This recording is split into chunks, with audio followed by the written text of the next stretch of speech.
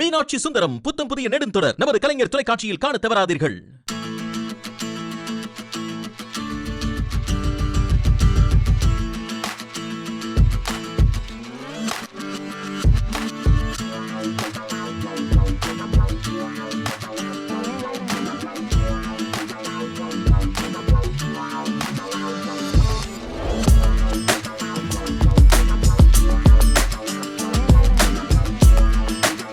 வணக்கம் நண்பர்களே, இன்னும் ஒரு இனிய காலை பொழுதில் தீதும் நன்றும் நிகழ்ச்சியில் உங்களை சந்திப்பதில் மிக்க மகிழ்ச்சி அடைகிறேன். மே 2ஆம் தேதி இது ஒரு குறிப்பிட்ட வகை மீனுக்கான தினம். ஒரு குறிப்பிட்ட வகை மீனுக்காக ஒரு தினம் கொண்டாடப்பட வேண்டுமா?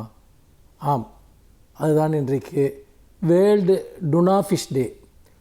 டுனா ஃபிஷ் என்றால் என்ன? தமிழில் அதை சூறை மீன்கள் என்று சொல்வார்கள். இந்த சூறை மீன்களை பாதுகாப்பதற்காக உலக அளவில் ஒரு தினத்தை 2016ஆம் ஆண்டிலிருந்து ஐக்கிய நாடுகள் மன்றம் பின்பற்றி வருகிறது. இதற்கு பின்னால் ஒரு முக்கியமான பார்வை இருக்கிறது. என்னவென்று சொன்னால், இயற்கையில் இருக்கக்கூடிய உயிரினங்கள் அவை அளவில் குறைந்தாலும் சரி அல்லது கட்டற்று பெருகினாலும் சரி, அது இயற்கையினுடைய சமநிலையை குலைத்துவிடும். இது ஒரு பார்வை. இன்னொரு மிக முக்கியமான பார்வை என்னவென்று சொன்னால், நீங்கள் ஒரு வகையான உயிரினங்கள், அந்த உயிரினங்கள் சில சிறப்பு தேவைகளுக்காக பயன்படுத்தப்படும். உதாரணமாக மருத்துவ குணமுள்ள சில உயிரினங்கள் இருக்கின்றன. அதே போல் உடலுக்கு தேவையான மிக அதிகமான சத்துக்களை வழங்கக்கூடிய அல்லது சில விசேஷ ஆற்றல்களை கொண்ட சில உயிரினங்கள் இருக்கின்றன. இது மருத்துவ ரீதியாக நிரூபிக்கப்பட்ட சில உயிரினங்களும் இருக்கின்றன.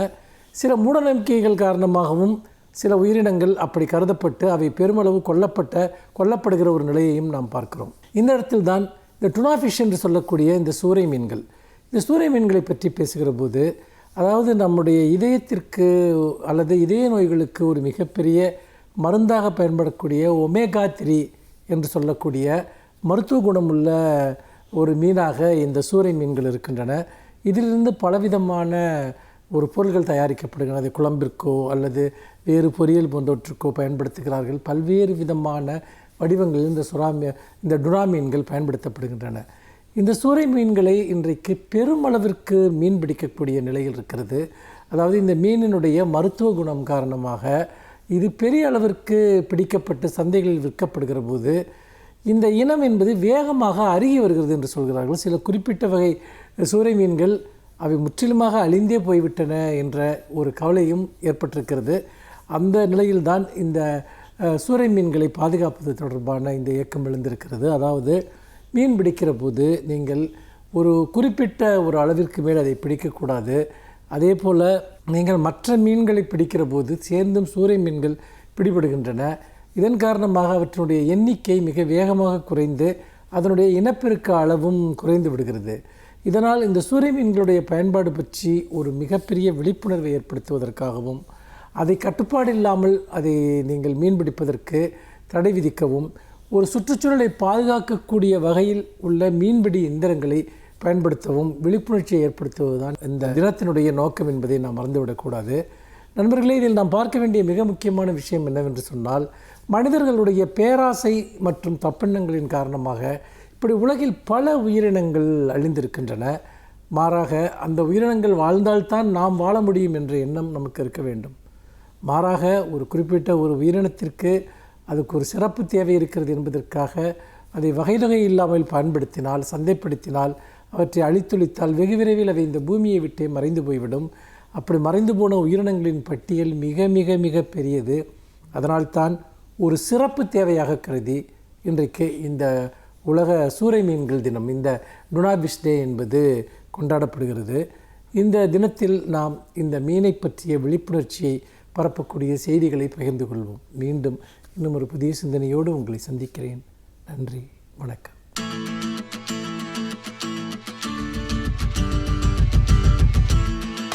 அனைவருக்கும் என் அன்பு வணக்கம். எல்லா நாள்களையும் போல மே 2 என்பது இன்னொரு நாள். ஆனால் தமிழக வரலாற்றில் மே 2 என்பது குறிக்கத்தக்க நாள். மே 2 இல்லை என்றால் ஒரு மிகப்பெரிய புரட்சியை நாம் இழந்திருப்போம் என்று சொல்லத்தக்க அளவிற்கு மே 2 என்னும் நாளுக்கு ஒரு பெரும் மதிப்பு உண்டு. அது என்ன மதிப்பு என்று நாம் அறிந்து கொள்ள வேண்டும். இன்றைக்கும் நாம் திராவிட இயக்கம் என்று பேசுகிறோம். அது நீதி கட்சியில் இருந்து வந்தது என்கிறோம்.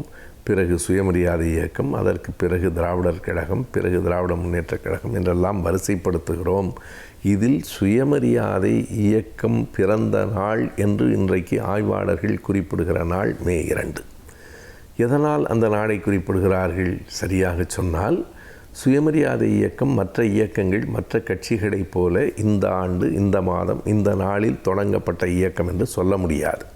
கொஞ்சம் கொஞ்சமாக அது வளர்ச்சி பெற்றது. ஒரு கட்டத்திலே அதற்கான ஏடு வந்தது, பிறகு பெயர் வந்தது. மெதுவாக அந்த இயக்கம் வளர்ச்சி பெற்றது.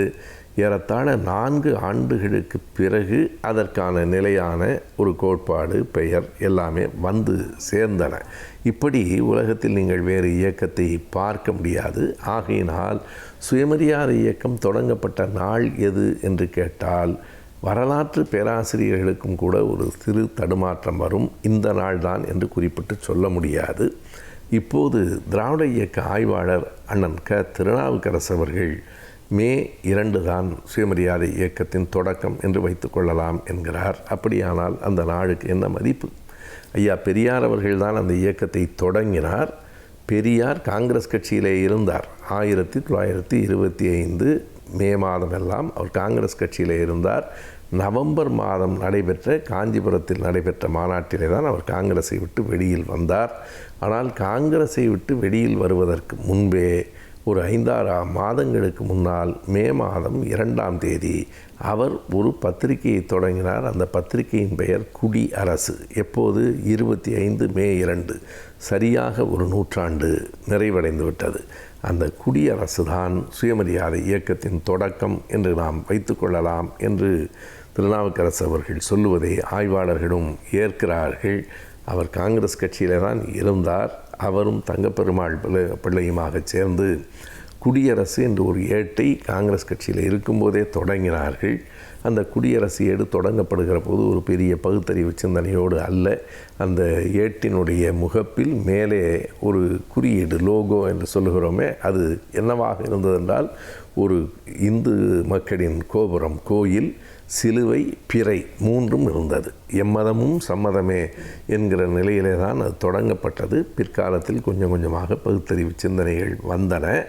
தொடங்கும்போது அப்படி இல்லை. அப்படியானால் அந்த 7 எதற்காக தொடங்கப்பட்டது? அடிப்படையில் ஒரு நோக்கம்தான், இட ஒதுக்கீட்டிற்காக. எல்லோருக்கும் பங்கு வேண்டும், எல்லோருக்கும் சம வாய்ப்பு வேண்டும். சாதியின் அடிப்படையில் ஒருவருக்கு வாய்ப்பு அளிக்கப்படுவதும் இன்னொருவருக்கு மறுக்கப்படுவதும் நியாயமில்லை என்கிற அந்த கோட்பாட்டை வைத்து கொண்டு தான் சுயமரியாதை இயக்கம் தொடங்கிற்று. பிறகு அது பெண் விடுதலைக்கான, சாதி எதிர்ப்புக்கான, கடவுள் மறுப்புக்கான இயக்கமாக படிப்படியாக அது வளர்ச்சி அடைந்தது. 1929 பிப்ரவரி செங்கல்பட்டிலே நடைபெற்ற முதல் மாநில மாநாட்டில் அது முழு வளர்ச்சி பெற்றுவிட்டது என்று சொல்லலாம். ஆனாலும் தொடக்கப்புள்ளி எங்கே இருக்கிறது?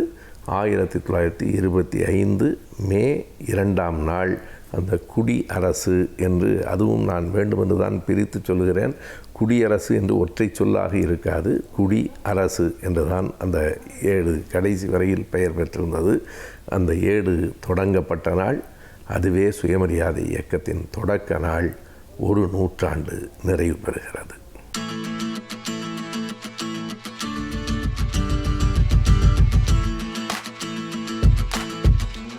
வணக்கம் நேயர்களே. நாம் மன வாழ்க்கையில் ஏற்படக்கூடிய சிக்கல்கள், பிரச்சனைகள், இவைகளெல்லாம் நாம் எவ்வாறு சமாளிப்பது என்பதை பற்றி சில யூகங்களை நாம் பார்த்து வருகின்றோம். அதில் ஒவ்வொன்றாக பார்த்து வந்தோம். நாம் பிடித்தது, பிடிக்காதது, விட்டு கொடுப்பது, பிறந்த வீட்டை பற்றி நாம் பெருமையாக பேசாமல் இருப்பது என்று பல யுக்திகளை நான் உங்களிடம் கூறி வந்தேன். அதில் ஒரு முக்கியமான ஒன்றாக இருப்பது தாம்பத்தியம். மன வாழ்க்கையில் தாம்பத்தியம் என்பது பொதுவாக செக்ஷன் சொல்கின்றோம்.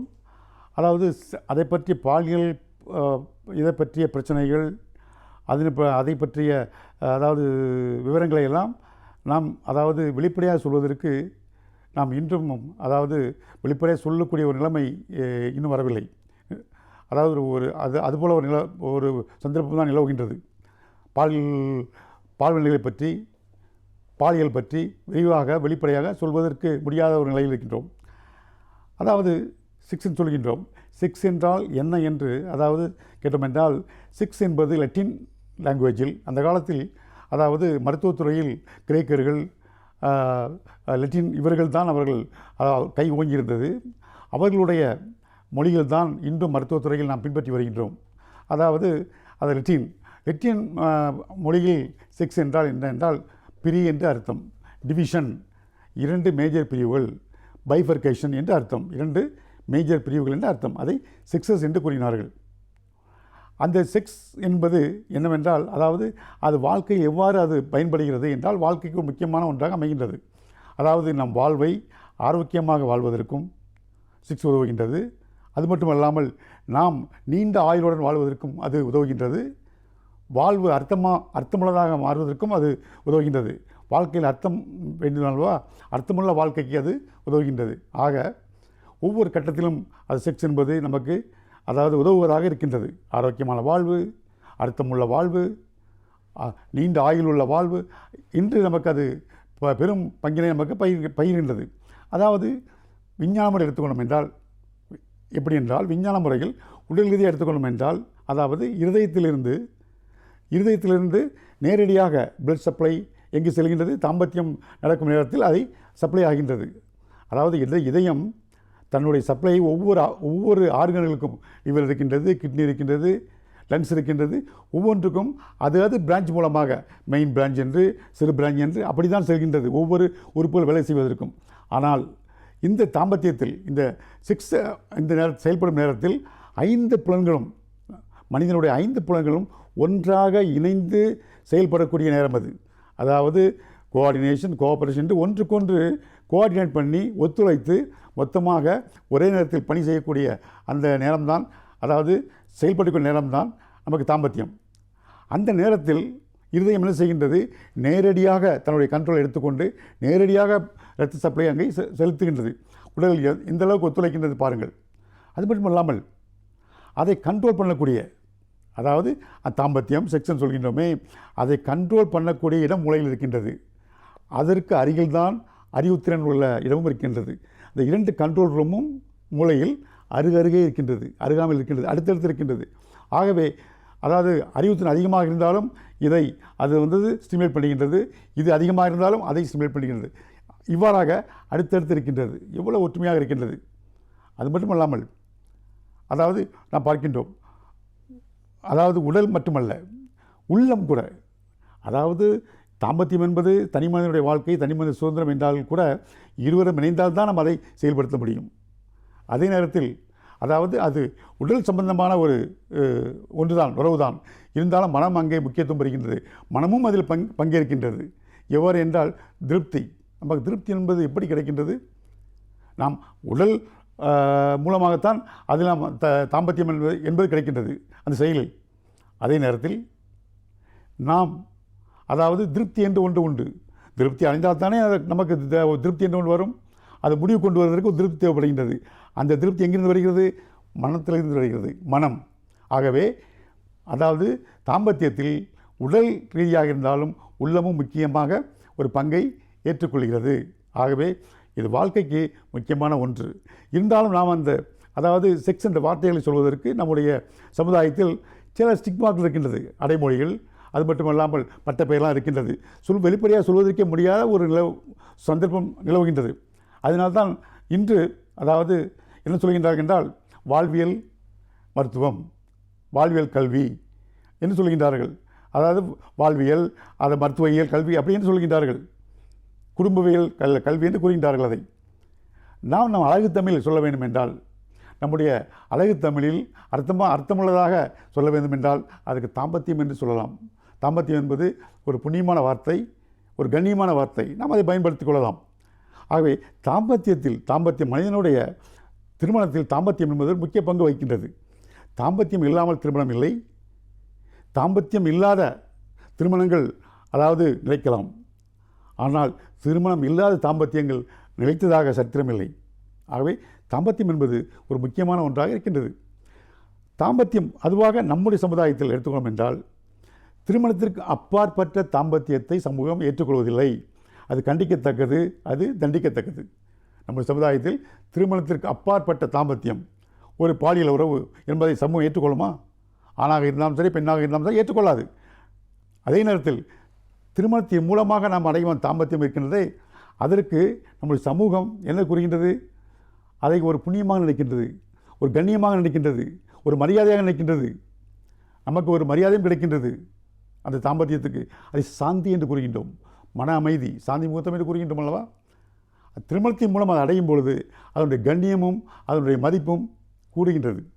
ஆகவே திருமணத்தில், தாம்பத்தியத்தில், அதாவது இந்த தாம்பத்தியம் ஈடுபடும் போது அதில் சில கட்டுப்பாடுகள் இருக்கின்றன.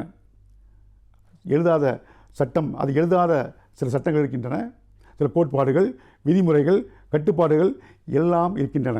நம்ம சமுதாயம் அதை அமைத்து தந்திருக்கின்றது. ஒரு செயல் இருக்கின்றது வைத்துக்கொள்வோம். ஒரு செயல் இருக்கின்றது, அந்த செயலுக்கு ஒரு ஒரு லிமிட்டேஷன் இருக்கும். அந்த லிமிட்டுக்குள்ளே நாம் இருக்க வேண்டும். சமுதாயம் ஒன்றை வைத்திருக்கின்றது, ஒரு செயலை. அந்த செயலை நாம் தாண்டும் பொழுது, அந்த செயலை மீறி, அந்த வேலையை மீறி, அந்த ஒரு லிமிட்டேஷனை மீறி நாம் செயல்படும் போது எப்படி இருக்கின்றது? அது சமுதாயத்திற்கு பயன்படும் பொழுது அது சாதனையாக ஏற்றுக்கொள்ளப்படுகிறது. சமுதாயத்திற்கு பயன்படாத இருக்கும் பொழுது, சமுதாயத்திற்கு தீங்கு விளைக்கும் போது அது தண்டனைக்குரியதாக ஆகிறது. ஆகவே சமுதாயம் நாம் அதை தவறு என்றும் சரி என்றும் அதை தீர்மானிக்கின்றது. அதாவது தாம்பத்தியத்தை பொறுத்தவரையில் என்னென்றால், இதுதான் சரி, இதுதான் தவறு என்றில்லை, இதுதான் அளவு, இவ்வளவுதான் அளவு இருக்க வேண்டும் என்றெல்லாம் இல்லை. நம்ம முடிந்தது, முடியாதது, பிடித்தது, பிடிக்காதது, வேண்டியது, வேண்டாதது எல்லாம் அங்கே இருக்கின்றன. அதே நேரத்தில் தாம்பத்தியத்தில் வக்கிரங்கள் இருக்கின்றது, கொடுமைகள் இருக்கின்றது, துன்பங்கள் இருக்கின்றது, விவகாரங்கள் இருக்கின்றன, கொடுமைகள் இருக்கின்றன, இதெல்லாம் இருக்கின்றன.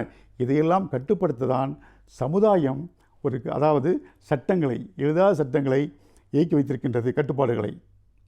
அந்த கட்டுப்பாட்டுக்குள் இருக்கும் பொழுதுதான் அந்த தாம்பத்தியம் சிறப்பை பெறுகின்றது. ஆகவே இன்றைய இளைஞர்கள் தாம்பத்தியத்தை பொறுத்தவரை எப்படி இருக்கின்றார்கள் என்பதை நாம் அடுத்த முறை சந்திப்போம். நன்றி, வணக்கம்.